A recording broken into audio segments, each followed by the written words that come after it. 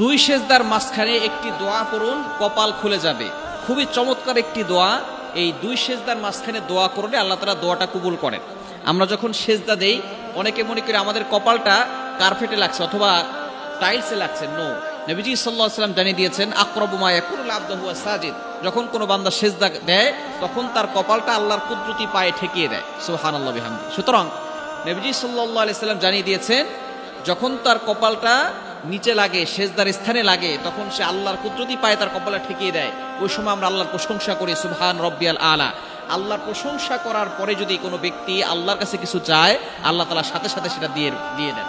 সুতরাং আপনি প্রথমে একটা সেজদা দিয়ে আল্লাহকে খুশি করলেন, এরপরে আপনি দুই সেজদার মাঝখানে বসলেন, তখন একটি দোয়া পড়বেন।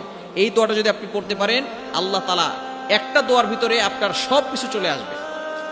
দোয়াটি হচ্ছে আল্লাহুম্মা গফিরলি ওয়ারহামনি ওয়ারযুকনি ওয়াহদিনি ওয়াআফিনি। এই দোয়াটা যদি আপনি করতে পারেন, 5টি পুরস্কার। এক নম্বরে আপনি দোয়া করতেছেন আল্লাহুম্মা গফিরলি, আল্লাহ আমাকে ক্ষমা করে দাও। আল্লাহুম্মা গফিরলি ওয়ারহামনি, আল্লাহ আমার উপরে রহম করো। ওয়ারযুকনি, আল্লাহ আমার রিজিকের ব্যবস্থা করে দাও। সুতরাং আপনি একটা দোয়ার ভিতরে দেখেন কতগুলো চলে আসতেছে। আল্লাহুম্মা গফিরলি ওয়ারহামনি ওয়ারযুকনি ওয়াহদিনি, আল্লাহ আমাকে তুমি হেদায়েত দান করো, আমি যাতে করে সঠিক পথে চলতে পারি।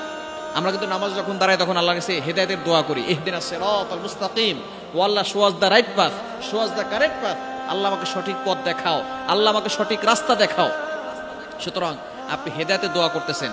আর 5 নাম্বার হচ্ছে ওয়াআফিনি, আপনি আল্লাহর কাছে সুস্থতার জন্য দোয়া করতেছেন। আপনি এই 5টি নিয়ামত যদি পেয়ে যান, তাহলে আপনার জীবনে আর কিচ্ছু লাগবে না। আপনি ক্ষমা পেয়ে যাবেন, হেদায়েত প্রাপ্ত হবেন, রিজিকের ব্যবস্থা হবে, আল্লাহ তাআলা সুস্থতার নিয়ামত দান করবেন। সুতরাং প্রত্যেক নামাজেই আপনি দুই সেজদার মাঝখানে এই দোয়াটা পড়বেন, আল্লাহুম্মা গফিরলি ওয়ারহামনি ওয়ারযুকনি ওয়াহদিনি ওয়াআফিনি। আল্লাহ পাক রব্বুল আলামিন এই দোয়ার মাধ্যমে আপনার দোয়া কবুল করবেন এবং আল্লাহ তাআলা সকল বিপদ আপদ থেকে আপনাকে হেফাজত করবেন।